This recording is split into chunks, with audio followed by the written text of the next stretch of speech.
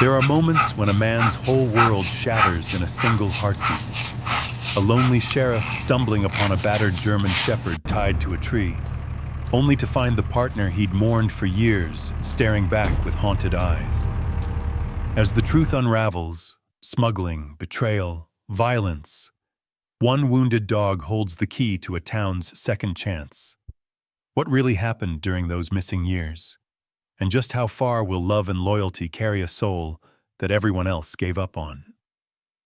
Before we begin, tell me, where are you watching from tonight? Share your story below, and stay until the end to witness the miracle that brought a town back to life.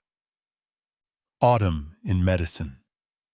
Bo, Wyoming, arrived like a quiet ache, slipping down from the Elk Mountain ridges and settling across the brittle grasslands. Each morning, mist hovered low over the prairie, seeping through barbed wire and the weather-beaten eaves of shuttered stores. There was an old wooden sign at the edge of town, its paint faded to the color of dried sage, welcoming no one in particular. Most who passed through never stayed, and those who stayed had learned to cradle their losses in silence. In this land of wide horizons, Officer Caleb Ford moved like a man carrying invisible stones. He rose before dawn, brewing bitter coffee in a chipped enamel mug, letting the radio mutter faint static as if searching for voices long gone. His house, small, square, hunched beneath the leaning shadow of a dying elm, sat on the very edge of town, where civilization surrendered to the rolling emptiness of the plains. Inside, the walls bore little more than dust, the shelves lined with police reports yellowed by years, and a single photograph, cracked at the corners, of a younger man with a German shepherd pressed close at his side. On the kitchen table, beneath the glaze of cold light, lay a tarnished K9 medal, the name Chase, engraved so deep it would outlast memory. Caleb's routine was as much habit as penance. He pulled on his faded uniform, ran a palm over a face that no longer surprised him in the mirror. Hard lines around the eyes, a jaw that seemed to clench even at rest. He had been the sheriff here for nearly 20 years, a figure both respected and quietly pitied. The locals called him steady, dependable, but their voices always trailed off when talk turned to family. He had none. Not anymore. The story was known. A wife who left for Denver, a daughter he saw now only on birthdays through the blue haze of a phone screen, and the dog, Chase, who'd been more loyal than either, until Chase vanished 2 years ago into a night of gunfire and storm and left Caleb's world irreparably fractured. Outside, the sky bruised purple as dawn gathered itself for another gray day. The air smelled of wood smoke, distant cattle, and the mineral tang of autumn frost. Caleb walked his beat through empty streets, the soles of his boots scuffing faded crosswalks, his shadow stretching long and lonesome beneath the guttering street lamps. Every morning was the same, and in that sameness there was a strange comfort. If the ache of loss could not be mended, at least it could be measured. The townspeople greeted him with nods or tight smiles, gestures that skimmed the surface of real concern. Mrs. Alder at the grocery store handed him a stale cinnamon roll, pretending not to notice if he refused it. At the post office, a row of battered mailboxes rattled in the wind, and Old Man Tully waved from his bench, always bundled in a green army coat, no matter the season. There were no major crimes, no wild chases, just petty theft, drunks in the bar on Main, and the endless, invisible ache that pressed at the ribs of those left behind by time. Yet even here, silence was not a shield. Every evening, as the sun bled itself out against the distant peaks, Caleb would return home, pour a shot of rye, and sit beside the window, watching the prairie fade from gold to bruised indigo. On the end table he kept Chase's old collar, cracked leather and metal tag, the edges chewed and worn. He ran his thumb over the letters sometimes, tracing the memory of a heartbeat, a bark in the darkness. The feeling of trust so absolute it could make a grown man believe in grace. But grace had been scarce in Medicine Bow. The day Chase disappeared was the day something fundamental in Caleb had gone cold, leaving behind a quiet, persistent ache. He did not talk about it, not to Lila Monroe, who ran the small animal clinic off the county road and still checked on him with casseroles and wordless notes. Not to Deputy Marcus Flynn, eager and young, whose jokes about old dogs and older men never quite pierced the sheriff's silence. Caleb's pain was his own, wrapped tight, a private wound that throbbed when the wind came in from the west. He moved through his days as if through fog, letting duty fill the cracks left by absence. Each morning he patrolled the county's forgotten roads, headlights sweeping over fields where antelope ghosted in the grass, radio crackling with static. Each night, he locked the station, lingered a moment too long in the evidence room, and drove home beneath a sky studded with indifferent stars. No one expected anything to change. In Medicine Bow, pain grew old and settled in its bones. But even here, in the empty plains, the wind sometimes brought things back that had been thought lost forever. And so the world waited, silent, holding its breath, on the edge of another ordinary day, not yet knowing how quickly everything could be torn open, how even the deepest ache might one day hear the echo of returning footsteps, or the soft thump of a loyal heart not yet done beating. It was the kind of morning that left a thin film of frost on the mailbox and made the ground crunch underfoot. Dawn arrived grudgingly, the sky a watercolor wash of pale blue and pewter clouds, light bleeding slow across the prairie. Caleb Ford drove the old Crown Victoria down County Road 287, the heater rumbling, radio silent. He liked these moments before the town awoke, when everything felt suspended between darkness and obligation, when there was still a chance for something, anything, to shift. His mind wandered to the ache in his left knee, the paperwork he'd left unfinished on the station desk, the memory of Chase loping ahead through sage and snowdrift, always glancing back as if to say, "Keep up, old man." That memory hurt the most on days like this, sharp and unyielding, a wound that never seemed to close. The landscape blurred by in gold and gray, fence posts staggered along the road, brittle grass flickering in the wind. Every so often, a jackrabbit darted across the asphalt, vanishing into the brown sea. Caleb's hands were steady on the wheel, but his heart trailed behind him, heavy as an anchor.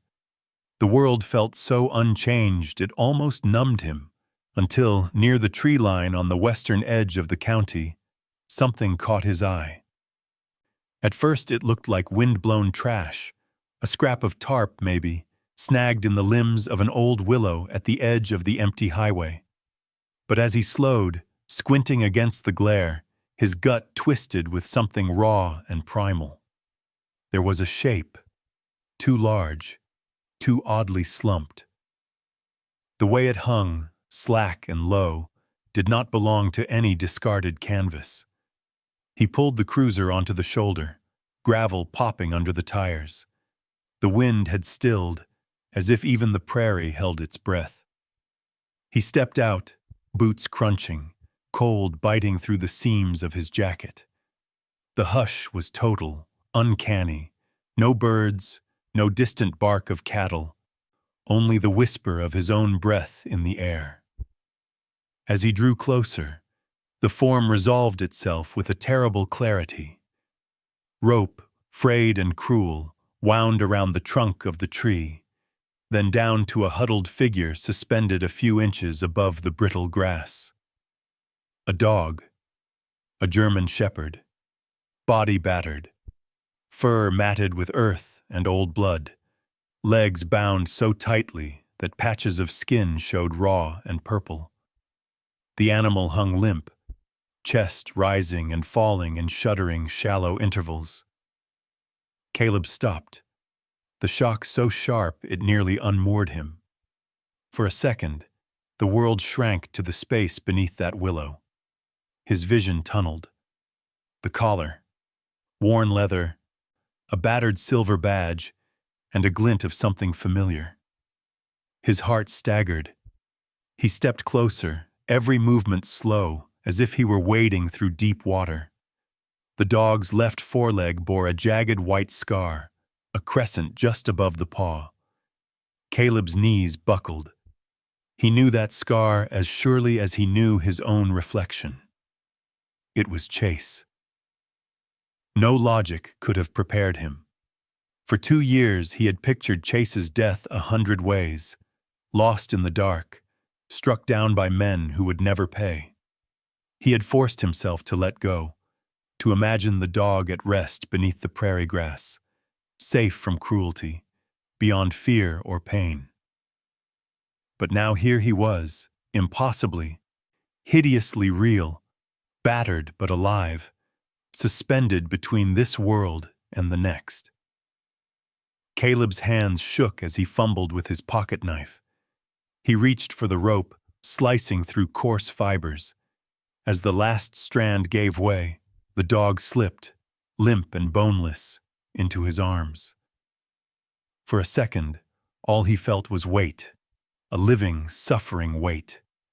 Then a faint, rattling breath against his wrist.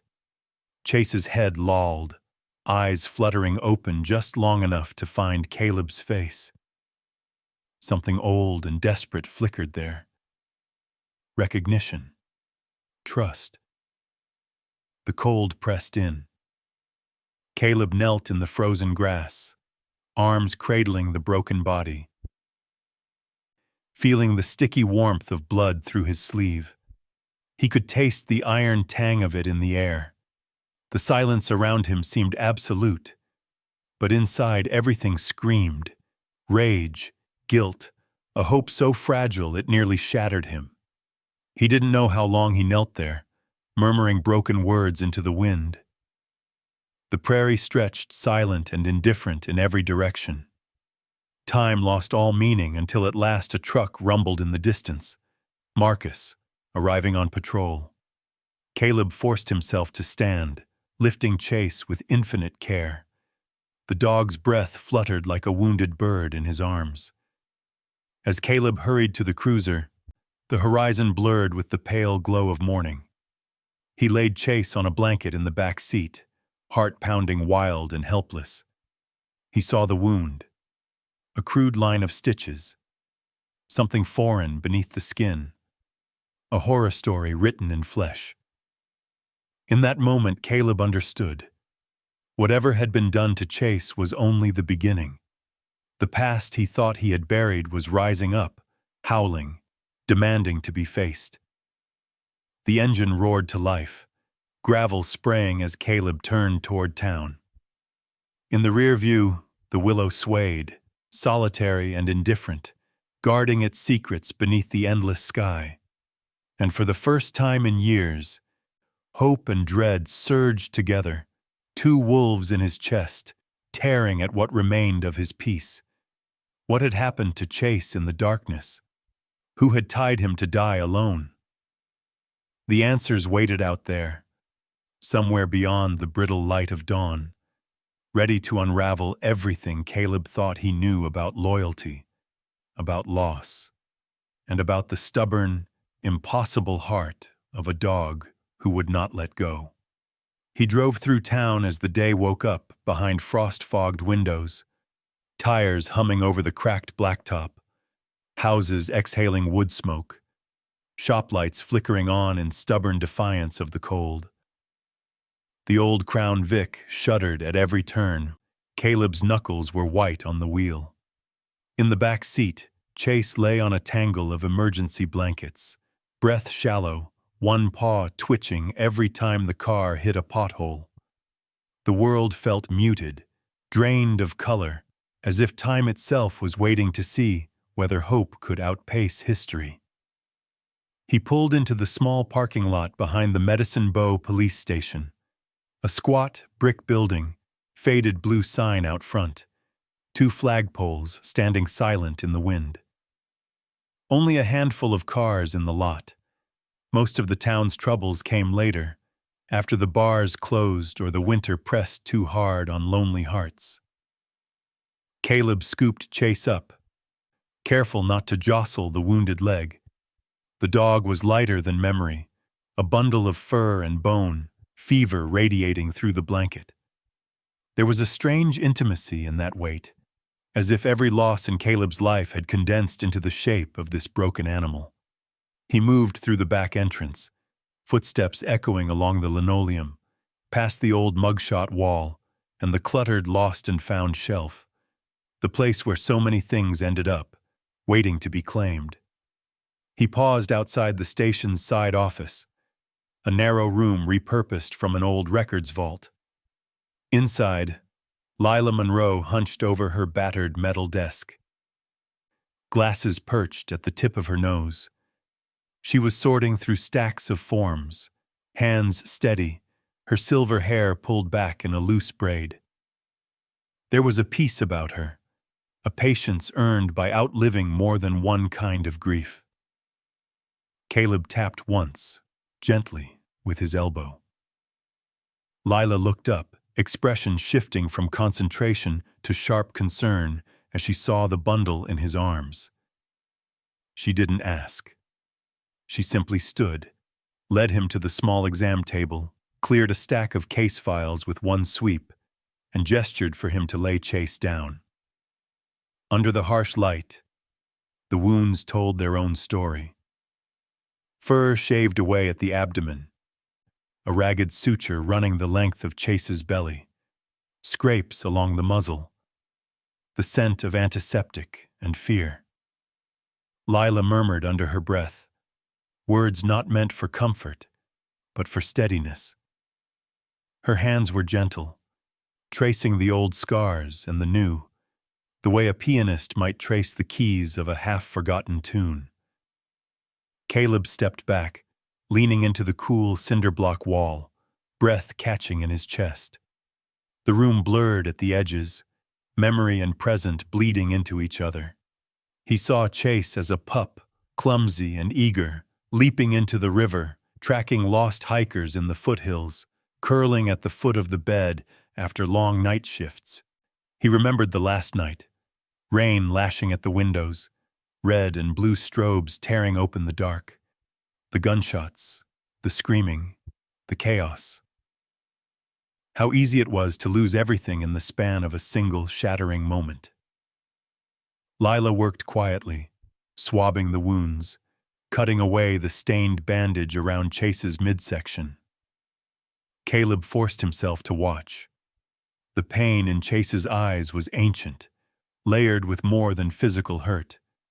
It was the look of someone who had seen too much and come back changed. As Lila cleaned the deepest gash, she paused, frowning. She extracted a small, hard object from the wound, a sliver of yellowed plastic, bloodied and jagged. She dropped it into a metal dish, examining it under the light. Not a bullet. Not a splinter. Something else foreign, deliberate. Chase stirred, letting out a low, hoarse sound, halfway between a whimper and a growl. Caleb reached out, hand trembling, and let his fingers rest on the dog's neck. The fur there was coarse, familiar. He felt the faint flutter of a pulse, the promise of something still holding on. He caught Lila's gaze.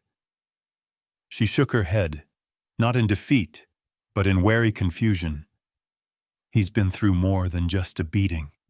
she said softly, voice frayed but resolute. These stitches. Someone cut him open and patched him fast. Not a vet. Not someone who cared. She didn't have to say it. This was cruelty with a purpose. There was a message here, hidden beneath the skin.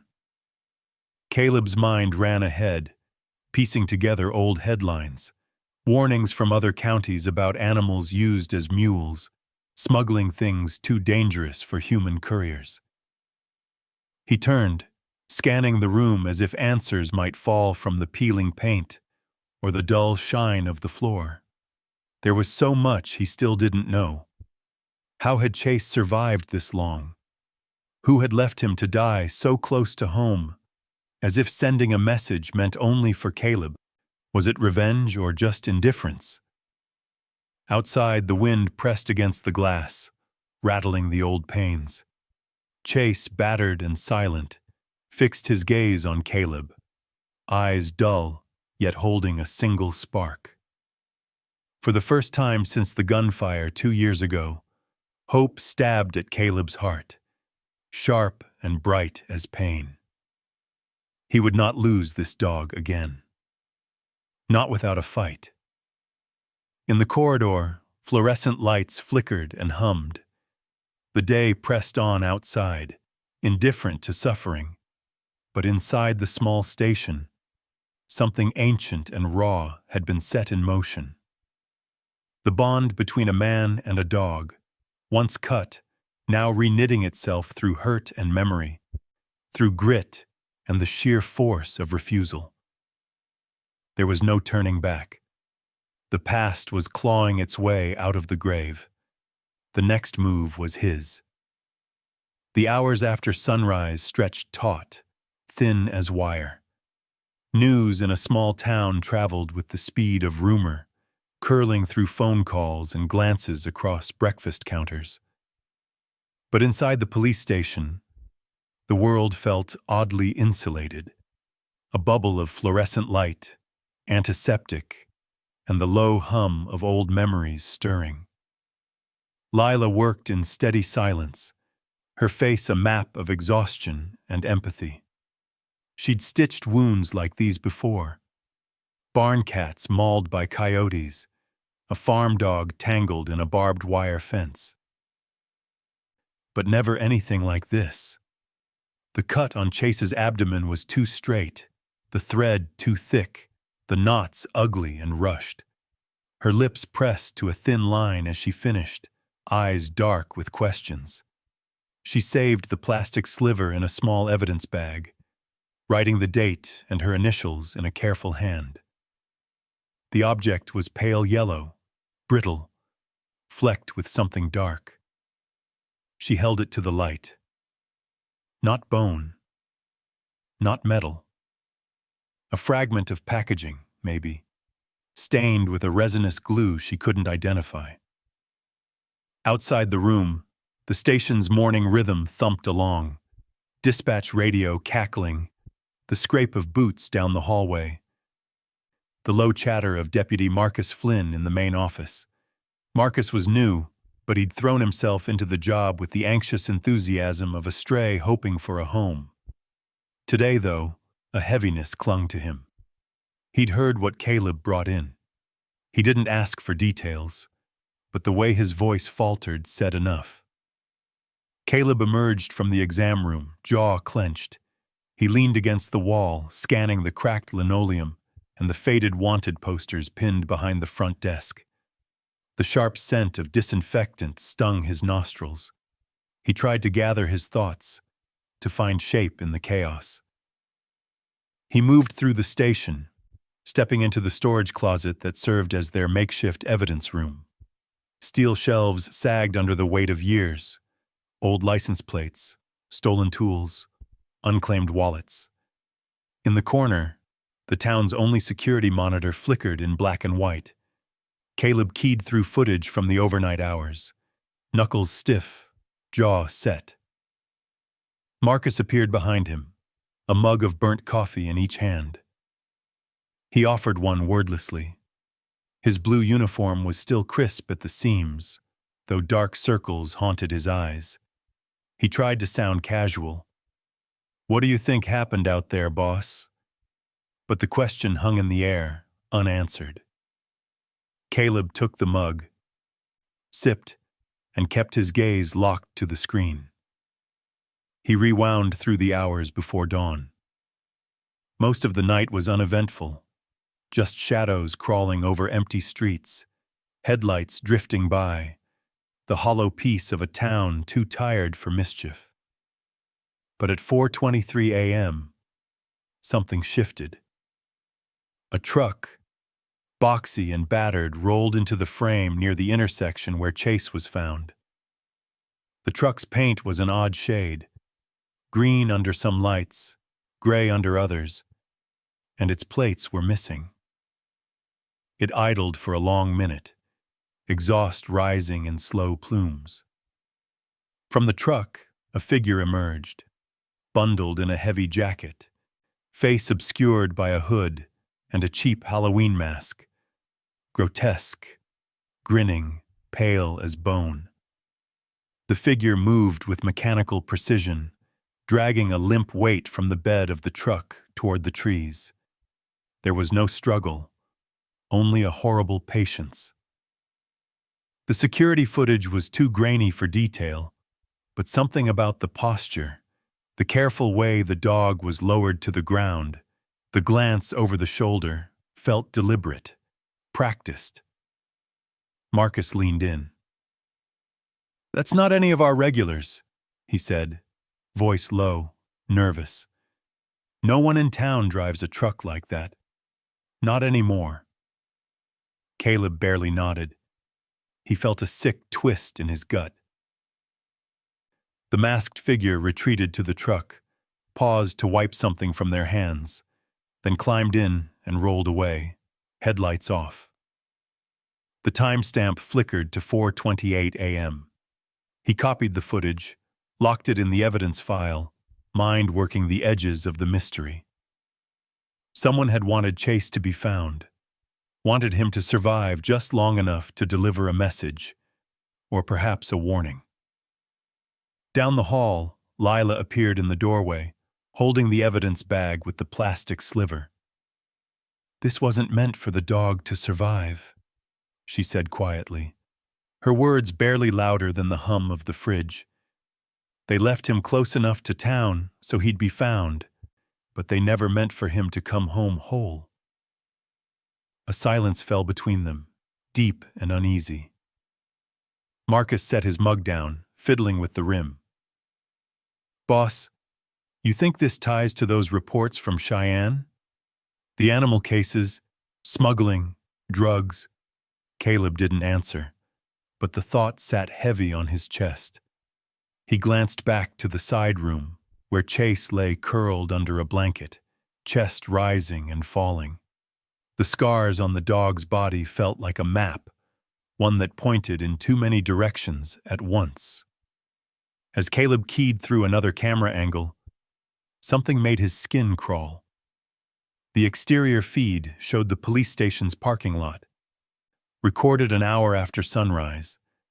In the corner of the frame, a man stood motionless beside the hedge, half hidden by the shadow of a utility pole. He wore the same grotesque mask, eyes locked on the station doors. He lingered there, perfectly still for several minutes, before fading back into the trees. The message was clear. They were being watched.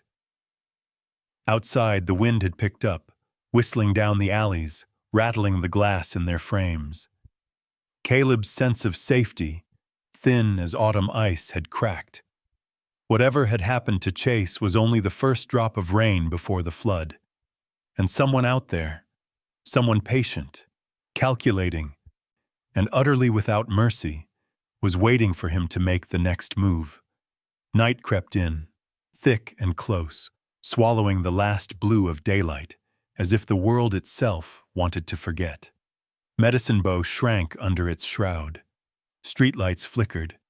The wind rattled loose barn doors, and the prairie beyond the last house became a dark sea of whispers. The station felt smaller after sundown, shadows pooling in the corners, every sound amplified, the weight of unspoken questions pressing in on all sides. Chase lay on a dog bed in the corner of the office, his sides rising in a slow, ragged rhythm. Caleb didn't go home. He brewed another pot of coffee, letting it burn on the hot plate, and kept to the pool of fluorescent light where the desk was cluttered with files, the plastic evidence bag, and a notepad dense with scrawled notes. There was comfort in the monotony of paperwork, the feel of pen against paper, but the unease wouldn't settle. Outside, the occasional car passed, too fast for a small town at night, then vanished into the emptiness. Every so often, Caleb glanced over at Chase. The dog's eyes, usually full of alertness and energy, were distant, glazed with pain. Yet, sometimes, a flicker would return, a lift of the ears, a brief focus that felt almost like a signal. Caleb wanted to believe it was just habit, an old bond stirring under the surface, but he knew better. Some instincts don't die, even when the body is battered and weak. It was well after midnight when it happened. A sudden sharp intake of breath. Chase, who had been almost motionless for hours, suddenly pushed himself upright, muscles trembling with the effort.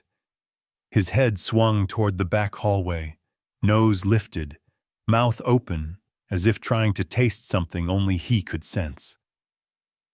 The moment was charged, every sound in the station fading to nothing. Caleb rose quietly, boots barely making a sound on the worn linoleum. He moved to Chase's side, hand outstretched, palm up. The dog sniffed once, then, as if recalling a duty that ran deeper than pain, forced himself to his feet and padded slowly toward the evidence room. Each step was heavy, deliberate. His nails clicked against the tile, soft, arrhythmic, a counterpoint to the low hum of the vending machine in the corner.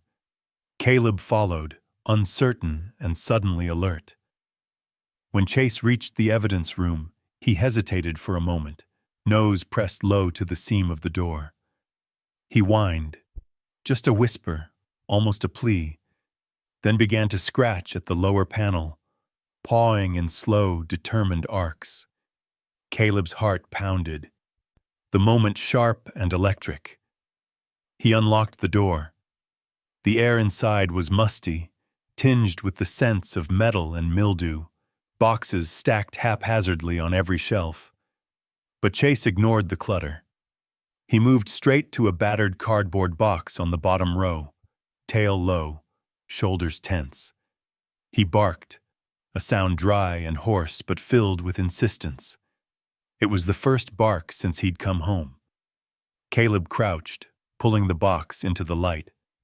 Inside, evidence bags were layered like fallen leaves, unlabeled cash, a few burnt spoons, a tattered baseball cap from a bar fight last summer.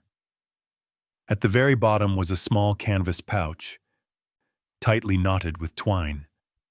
It smelled strange, sweet and chemical, with a sharp undercurrent of something bitter. Chase nosed the pouch, then sat, staring at Caleb as if waiting for him to catch up. Caleb opened the pouch with gloved hands. Nestled inside, wrapped in a sheet of plastic, was a brick of fine white powder. He didn't need a field test kit to know what it was. Heroin, pure, pressed, packaged in a way he'd only seen in DEA bulletins and grim news stories from downstate. The world shrank around him. The truth hit like a blow. Chase had been used. Someone had cut him open, packed him with contraband, then stitched him shut and left him to die once his usefulness was spent. Shame warred with fury in Caleb's chest. He remembered every moment he'd let Chase out of his sight. Every time he'd told himself the nightmares would never find their way to a place like this. The prairie was supposed to be safe. Now, he saw how thin that hope had always been. He bagged the pouch, labeled it, and stared at the evidence with a sinking certainty. This was not random. The plastic shard in Chase's wound matched the wrapping. Whoever had done this had ties to someone local, someone with access to both the animals and the means to move product undetected. The realization settled in with a cold, final weight. The person who hurt Chase was not a stranger. They might have walked these same streets, smiled in passing, even patted the dog on the head.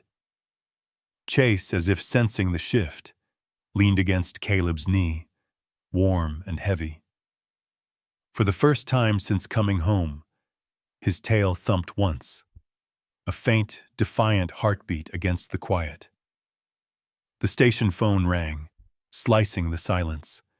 Caleb answered, expecting a routine call. Instead, a voice, a whisper, hoarse, distorted, almost mechanical, crackled over the line. "You should have let the dog die, Sheriff. You don't know what you've brought home." The line went dead. For a moment, Caleb stood frozen.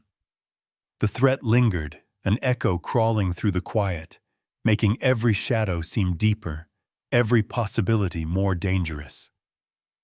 He looked at Chase, battered but unbroken, and realized the stakes had changed. This was no longer about guilt or grief. It was about justice for Chase, for the town, for the line between good and evil that someone was trying to erase. Somewhere in the night, someone was watching. But for the first time, so was he. Morning came hard and thin, the sunlight barely prying open the edges of the blinds at the Medicine Bow station. It felt like a world holding its breath. The horizon glowed pale orange, the air sharp as vinegar, the prairie still and watchful. Caleb hadn't slept. He sat hunched over his desk, coat pulled tight around him, the dog at his feet, a living, silent reassurance in the gloom. He'd written up the report on the heroine, logged the evidence and played the anonymous call back in his mind until the words lost shape and became just another shadow in the room. The world outside moved on as if nothing had shifted. Old Mr. Jenkins shoveled his walk. The diner opened. The oil train rumbled past on the edge of town. But inside Caleb, something fundamental had changed. Guilt pressed against his ribs, a slow-burning ache. He'd promised to keep the town safe. He'd promised Chase once to always have his back. Both promises felt paper-thin. Deputy Marcus Flynn arrived early, the collar of his jacket pulled up high. He looked as if he hadn't slept either, eyes red-rimmed, jaw set. He dropped a box of donuts on the desk, a peace offering, or maybe just a lifeline in a day that already felt too heavy. Caleb briefed him in a low voice, outlining what little they had. The heroine, the phone call, the masked man on the camera. Marcus listened, a muscle in his jaw working, fingers drumming anxiously against the desk. He glanced at Chase, who watched the exchange with eyes that seemed to absorb everything. "We need help," Marcus said quietly. "This is too big for us." Caleb nodded, but his pride twitched. The prairie raised people to believe they could fix things on their own. Asking for help was like admitting a weakness, but that was the old way. This was different. He called Lila Monroe at the clinic, her number familiar and worn at the edges. She arrived 15 minutes later, hair still damp from her morning shower, a quiet purpose to her step. She went straight to Chase, checked the wounds, murmured a string of soft encouragements that belonged to another life, before loss. before all this. "There's someone you need to talk to," she said, as she packed up her kit. Caleb frowned. "Eddie Salazar," she continued. "He's working at the garage again. He was mixed up in something years ago, drugs, maybe worse. But he got out. He owes this town. And he knows things that don't end up in the police reports." It wasn't what Caleb wanted to hear, but it was something. He drove with Marcus across the train tracks, the morning sun glinting off broken glass in the weeds. The garage stood alone, a squat cinder block building behind a curtain of scrub pine, stacks of rusted tires and engine parts heaped by the fence. A faded sign swung above the office, Salazar's Auto. The letters were peeling, but the door was open. Inside, Eddie Salazar stood bent over an old Chevy, hands slick with oil, sleeves rolled to the elbow. He looked up, eyes wary but not surprised. Eddie was 41, built like a man who'd spent his life fighting gravity, thick forearms, a scar just above his right eyebrow. There was a sharpness in him, a sense of someone always scanning for exits. Caleb introduced himself. Eddie only nodded, wiped his hands on a rag. For a moment, nobody spoke. The air was thick with old resentments and things better left unsaid. "Lila said you'd come," Eddie said finally, voice gravelly. He looked at Chase, a flash of recognition, something like sorrow crossing his face. "Heard about the dog," he said. "Hell of a thing." Caleb cut straight to it. "You know about the heroin. You know about people moving product through town. Tell me about the dogs." Eddie winced. The silence felt endless. Finally, he leaned against the car, arms folded, and spoke in a low, almost broken tone. "Years ago, the big guys, the cartel types, used everything. Mules, cars, kids, sometimes animals. Dogs are easy to train, hard to track, and nobody suspects the family pet. They cut 'em open, pack the stuff in, sew 'em up, dump 'em when they're done." He spat in the dust. "I ran with some bad men back then. Did things I can't sleep through even now. I got out. Tried to, anyway. But they never really let you leave." He glanced at Caleb, the weight of regret in his eyes. "They'll come for that dog," Eddie said quietly. "He's a witness. They don't let witnesses walk." The words landed hard. Marcus shifted beside Caleb, face pale. "There have been other dogs?" Marcus asked, voice rough. Eddie nodded. "Not just here. Cheyenne, Rawlins, up near Casper. But the last few years, most of it's moved south. Only, when they lose a shipment, when something gets messy, they send someone to clean up. Fast. That phone call means they know you have him. Means you need to move fast, too." For a moment, Caleb looked at Chase. The dog was sitting by the open bay door, light catching the gray in his fur, scars shining faintly. He was watching the world, quiet and alert. Something in Caleb hardened. He was tired of being a bystander to his own failures. He thanked Eddie, exchanged a look heavy with unfinished stories, and walked out into the thin, brittle sunshine. The prairie wind had picked up, snapping the flags in the parking lot. Marcus started the cruiser. As they pulled away, Eddie stepped into the sunlight, watching them go. A man forever on the outside, trapped by the shadows of his own making. Back at the station, the world felt changed. The heroine, the threat, the man in the mask, the pain in Chase's eyes, it all pointed in the same direction. Someone was hunting, and time was running thin. That afternoon, as Caleb sat at his desk, a single envelope slid under the station door. No name, no return address, just a single word, typed in block letters. Remember. Inside, a photograph. Caleb, Sue, Chase, and a young girl taken years ago on the steps of the old station, before everything was lost. On the back, a hand-scrawled message, "Some debts never die." The shadows in Medicine Bow stretched a little longer that night. But so did the resolve in Caleb's chest. The day grew colder. The sky pressed flat and heavy above Medicine Bow, as if the town itself was bracing for a blow. By late afternoon, a wind had picked up, scouring leaves down the empty main street, rattling the window glass at the station, bringing with it the bite of coming snow. It was the kind of weather that drove people home early, that left the diner half empty and the streets abandoned except for an occasional dog trotting alone through shadow. Caleb double-checked every lock in the station, peered out the windows for the third time in an hour, nerves humming beneath his skin. He had never felt watched in this town before.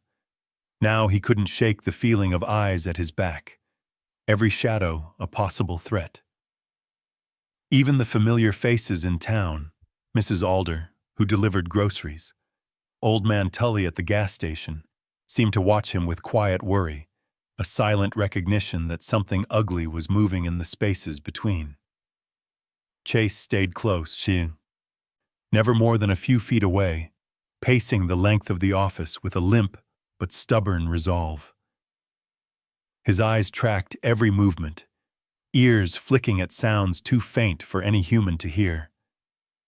At times, he would pause at the door, nostrils flaring, tail low but never quite tucked. A soldier's vigilance, an animal's instinct. Marcus sat at his own desk, thumbing anxiously through a pile of incident reports, every so often glancing at the evidence bag, at the photo Caleb had received that morning. He didn't speak much.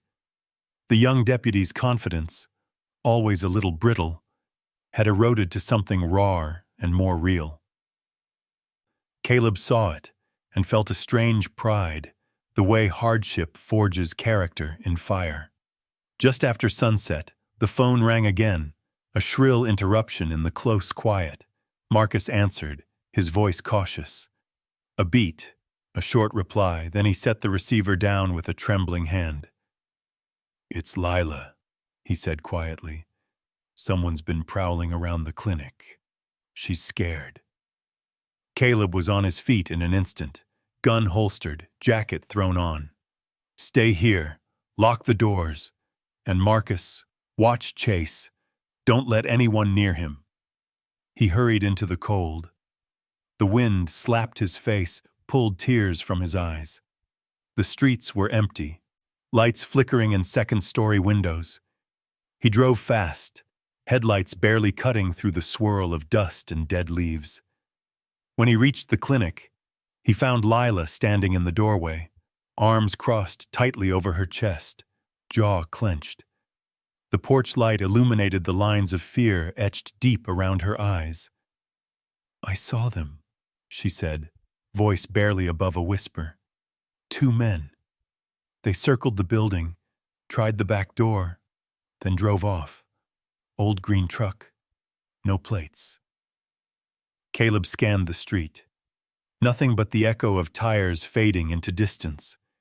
He checked the doors, windows, made sure Lila was safe, then called Marcus to update him. "Stay sharp," he warned.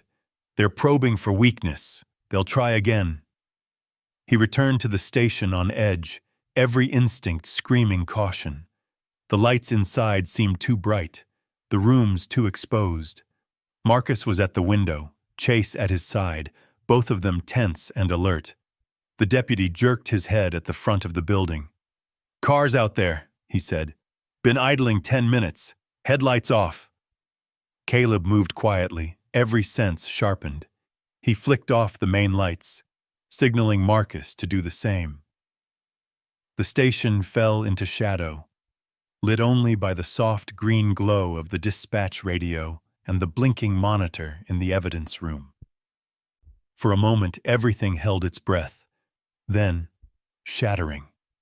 A rock flew through the glass of the lobby window, exploding inward. The alarm shrieked. Caleb drew his weapon, crouched behind the door. Outside, the car engine revved, tires squealing as it peeled away into the darkness, taillights vanishing into the prairie gloom. He rose, adrenaline burning through his chest. The lobby was littered with glass, and on the floor, a message spray-painted in crude red letters. "Keep quiet, keep the dog." Marcus called from the evidence room. "Rear door, someone's trying it." They moved fast, covering each exit, hearts thudding, every inch of the station a battlefield. Chase was suddenly all alertness, teeth bared, hackles raised, a force of nature in battered fur. The door at the back buckled, hinges screaming. A figure appeared in the gap, tall, masked, gloved hands reaching for a weapon at his belt. Caleb shouted, but the man surged forward, a flash of steel in his grip, and then Chase moved, pain forgotten, launching himself with the last reserves of strength. The impact was brutal, teeth sinking into the attacker's forearm. The man howled, lost his grip on the knife, staggered back into the night. Marcus fumbled with his pistol, fired a warning shot. The sound shattered the dark, sent the man fleeing into the trees. Glass crunched under Caleb's boots as he checked the scene. Blood spattered on the back step, a single black glove left behind. The attack was no bluff. They'd come close and they'd try again. Inside, Chase limped back, body trembling, blood at the corners of his mouth, but his eyes shone with stubborn pride. Caleb knelt, one hand on the dog's shoulder, silent gratitude blooming sharp as tears. "You saved us," he murmured, voice rough. Marcus, shaken, managed a half-smile, jaw set. "He's still got it," the deputy said, trying for bravado. But the reality was plain. Their sanctuary had been shattered. The old world, a world of trust, of open doors and quiet nights, was gone. In its place was a new, more dangerous dawn, and the knowledge that they would have to fight, not just for justice, but for the very soul of what remained. Outside, the wind howled through broken glass. Inside, in the glow of a single desk lamp, man and dog waited, battered but unbowed, ready for whatever would come next. Medicine Bow's night was long, restless. Word of the attack spread quickly, whispers in the diner, worried eyes at the gas station, doors locked before sunset. It was as if a cold had settled into the bones of the town, the kind of chill that no amount of blankets or whiskey could chase away. Caleb knew he couldn't wait for the next move. He'd seen the resolve in those masked men, the way the cartel's shadow stretched across even the safest corners. Their message was clear. They wanted Chase, and they'd risk everything to silence the last witness to their cruelty. He made a decision before dawn. He called Marcus and Lila to the old K-9 training warehouse, a place on the edge of town, half collapsed under decades of storms and silence. It was there, among the broken training hurdles and rusted kennel gates, that Caleb would stage their defense, a last stand, if that's what it came to. The warehouse held ghosts of better times, faded paw prints on the concrete, an old rope tug toy in the corner, sunbeams slicing the gloom in dusty shafts. Lila arrived first, carrying her battered medical kit, face set and purposeful beneath her worry. Marcus pulled up in the cruiser, tension written in the stiff set of his shoulders. Chase sat in the back seat, alert, his wounds freshly bandaged, but eyes bright and focused. He knew. Animals always did. They set their plan in motion. Marcus watched the road with binoculars from a darkened window, shotgun cradled across his knees. Lila prepped a corner for triage, heart pounding but hands steady. Caleb paced the length of the warehouse, gun at his side, every sense tuned to the sounds beyond the rattling metal walls, the distant whine of tires, the thud of approaching boots, the faint echo of the past in the air. And then, just before sunrise, they came. It started with headlights slicing through the mist, 3 vehicles moving slow, engines idling low. Men spilled out, armed, faces masked, led by a figure who moved with the ease of command. Vincent Viper Trujillo.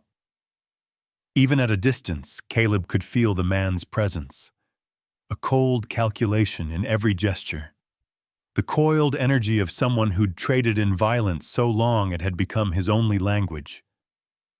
Viper signaled. His men fanned out, flashlights sweeping the broken windows. "Bring out the dog, Ford." His voice was flat, indifferent, the threat underneath as clear as winter ice. "This ends now." Caleb didn't answer. He waited in the half-light, heart pounding, remembering a time when he and Chase had faced down smaller threats. Cornered thieves, runaway teens, lost hikers shivering in the mountains. But nothing like this, too. He wondered for a moment what courage looked like from the outside, if it felt as shaky and small as it did inside his chest. There was a crash, a back door splintering, boots on concrete. The men swept in, shouting orders, weapons raised. Marcus fired a warning shot, glass shattering in the far bay. Lila ducked behind a crate, clutching her kit. The attackers pressed forward, relentless, closing in on the kennel area where Caleb and Chase waited, every step a tightening noose. Viper strode in, weapon drawn, eyes cold and direct. "You should have walked away," he said. "But you never could you?" Caleb met his gaze. "You used him like garbage, like they all are. Not anymore." Viper smirked, signaled his men. In the chaos, one of the thugs lunged for Lila's hiding spot. She screamed, sharp, defiant. Before the man could reach her, Chase charged, pain forgotten. He launched himself with raw, desperate power, teeth locking onto the man's arm, dragging him down in a flurry of snarls and curses. Caleb seized the opening, tackled another attacker, wrestling him to the ground, the world collapsing to fists and dust and adrenaline. Viper aimed at Chase, finger tightening on the trigger. Caleb dove, shouting just as Marcus burst from cover, shotgun booming. The blast sent Viper staggering, weapon spinning away. For a heartbeat, all was still. Chase limped to Caleb's side, flanks heaving, muzzle streaked with blood, some his, some not. The cartel men faltered, leaderless. Police sirens wailed in the distance. Lila, ever resourceful, had hit the panic button on her phone during the chaos. Viper tried to crawl away, wounded, fury etched deep in every line. Chase moved first, limped forward, blocking the man's escape, refusing to let the evil pass back into the night. He stood, battered but unbroken, a living proof that loyalty could outlast any cruelty. Caleb cuffed Viper, breath ragged, heart hammering. Marcus corralled the remaining men, holding them at gunpoint until the sheriff's deputies arrived. In the stillness after the storm, Lila rushed to Chase, hands trembling, tears slipping silently down her face as she checked his wounds. For a moment, everything held.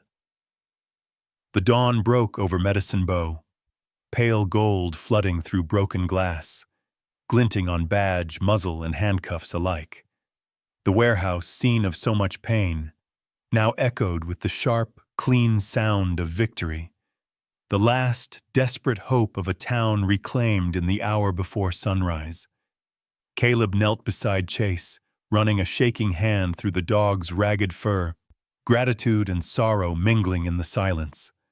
Around them, the prairie wind rose, scattering the last of the darkness, carrying the news to every empty field and lonely house. The nightmare had ended. The line had held. But not without cost.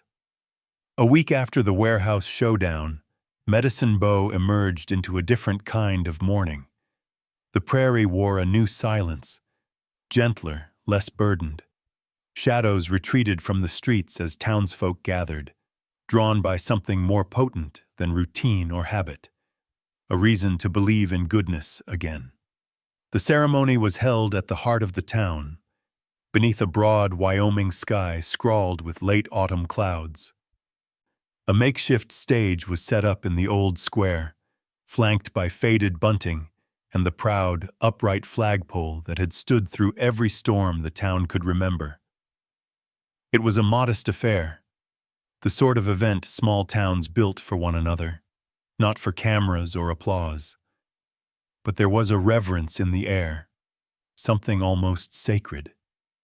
Caleb stood to one side, polished uniform collar stiff against his throat, hands restless at his sides. He hadn't slept much, not since the battle in the warehouse. The bruises were fading, but the ache of memory lingered. Still, as he watched neighbors shake hands and strangers offer soft greetings, he felt something in his chest uncoil. The community was here, not out of obligation, but out of gratitude, out of hope. In the center of it all sat Chase, coat brushed to a coppery sheen, scars along his flank visible but healing, a fresh bandage peeking beneath his badge. His eyes shone, alert and proud. He wore a red ribbon around his neck, the newly forged medallion of K9 of Honor resting against his chest. As people filed past, young and old alike, many knelt to touch his head or whisper thanks. For each, he offered a steady, dignified gaze, a silent promise that loyalty, once given, was never lost. Lila Monroe spoke first, voice warm and sure, her silver hair shining in the late sun.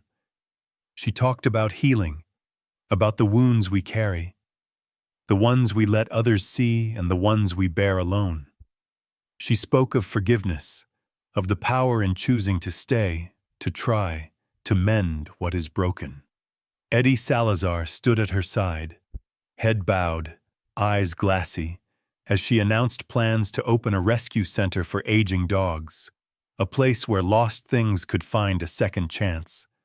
Marcus, more upright now, stepped forward to receive his promotion. There was no grand speech, only a simple nod to Caleb and a handshake that lingered longer than tradition required. His eyes found Lila's in the crowd, a silent gratitude passing between them. He had grown, no longer the rookie desperate to prove himself, but a deputy shaped by trial, steadied by duty, and by love for the town he served. The mayor, in his threadbare suit and dusty boots, recounted the night of the raid, calling it, "The hour Medicine Bow stood together." He thanked the deputies, the volunteers, and especially Chase, whose courage had reignited a weary community's pride. For a moment, the square filled with applause, not loud, but sincere, echoing through the stone and dust like a benediction. Finally, Caleb was called to the microphone. He hesitated, the words knotted at the back of his throat, the memory of all that had been lost and all that had been reclaimed, making his heart heavy and full at once. He looked down at Chase, the dog's tail sweeping the stage.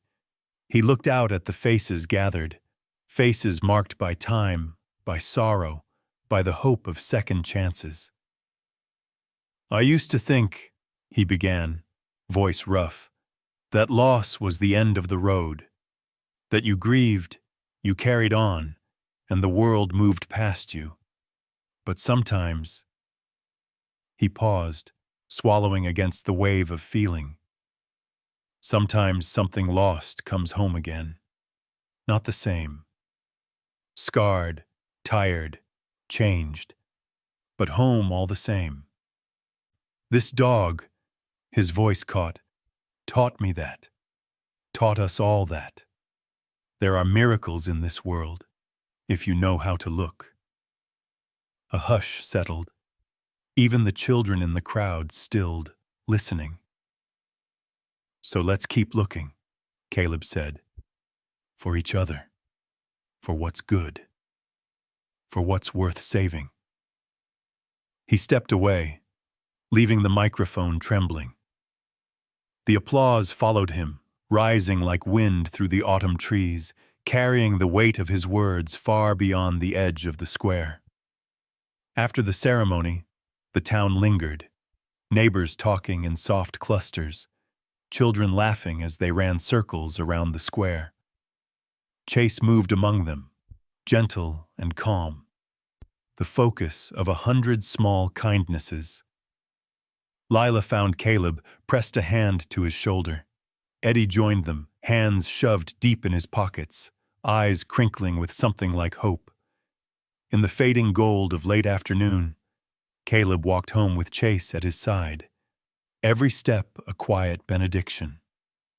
The air felt different, softer, laced with the scent of dry grass and new beginnings. As they passed the old train depot, a group of teenagers called out, waving, "Thank you, Sheriff. Thank you, Chase." The words were clumsy, but honest. Caleb felt them settle inside him, filling the old emptiness with something like peace. By dusk, Medicine Bow felt whole in a way it hadn't in years. For a night, at least, the shadows seemed lighter, the boundaries of hope stretched just a little wider. For a man and his dog, each marked by loss, each stitched together by love, the world, at last, had come home. Late autumn in Medicine Bow arrived with a hush, a grace note after the long crescendo of violence and fear. The wind ran softer through the grass. The sunsets seemed to linger longer, painting the world in gold and rose before yielding to the chill of night. People still spoke, in low voices, about what had happened in the old warehouse. But in their words was something different now. A thread of gratitude, a measure of awe. Not just for the sheriff or the badge, but for a battered dog who refused to give up, and a community that remembered finally how to come together. Each evening, as the sun burned low on the horizon, Caleb laced up his old boots, donned his faded jacket, and took Chase out across the edge of the prairie. The grass, tinged with frost, whispered underfoot. Chase walked with a limp that would never truly fade. But his stride had grown surer, more joyful. His head up, tail swaying with each step. They traveled old paths, down behind the freight yard, up past the little church, across the silent fields toward the big cottonwoods. Sometimes, Caleb let the silence wash over him, the dog's presence steady as breath. Sometimes he talked, about the weather, about a case from years ago, about small pains and quiet hopes he could never share with another soul. Healing, he realized, was not a thing that happened all at once. It was 100 small decisions. To get up, to walk out, to speak kindly, to reach for someone's hand. Each day, a little lighter. Each night, a little less haunted. Chase had become a fixture in the town, part legend, part neighbor. School children would cross the street just for the chance to pet his head, their laughter ringing clear in the cold air. Shopkeepers kept treats behind the counter, grinning as the old German shepherd padded in, nose twitching, eyes bright. The dog's scars became a story everyone knew but no one pitied. They spoke, instead, of courage, of endurance, of the way love can stitch together even the deepest wounds. Lila's rescue center opened in the spring, in a sun-washed lot near the edge of town.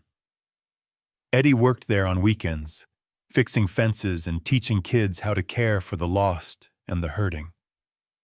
Marcus, now a full deputy, stopped by most afternoons to toss a ball for the dogs, his easy laugh echoing across the yard. It became a place for beginnings, a shelter not just for animals, but for people who needed, in some quiet way, to start over. One evening, as dusk crept soft and blue across the fields, Caleb and Chase paused at the edge of a hill overlooking the lights of Medicine Bow. The town shimmered, warm and close, nothing at all like the wide emptiness he'd felt for so long. As they rested, a bicycle's bell tinkled along the path behind them. A girl, no more than 12, brown hair tangled by the wind, face alight with shy hope, wheeled up beside them. Caleb recognized her instantly. Emma, the same child he'd carried out of a winter ditch 3 years back, after a night gone wrong. She stopped, dismounted, and stood awkwardly for a moment, holding her breath. "Mr. Ford?" she asked, voice barely above a whisper. "Is it okay if I pet your dog?" Chase looked up, tail thumping the grass. Caleb smiled, a true, easy smile that felt new in his mouth. "He'd like that very much," he said. Emma knelt, stroking the old dog's fur, her small hands gentle, reverent. "He's not afraid of anything, is he?" Caleb watched the two, child and dog, each with scars the world could not erase, and felt something loosen in his chest. "He's afraid sometimes," he said quietly, "but he keeps going. That's what makes him brave." They stayed there as the sky deepened, the town's lights blinking on, one by one, across the prairie. For a while no one spoke. The world was simple. Dusk, trust, the steady pulse of gratitude. As the evening grew colder, Emma said goodbye and rode away, a small figure outlined in the gold of streetlights. Caleb rose, brushed off his jeans, and turned for home, Chase following close behind. In that moment, he understood.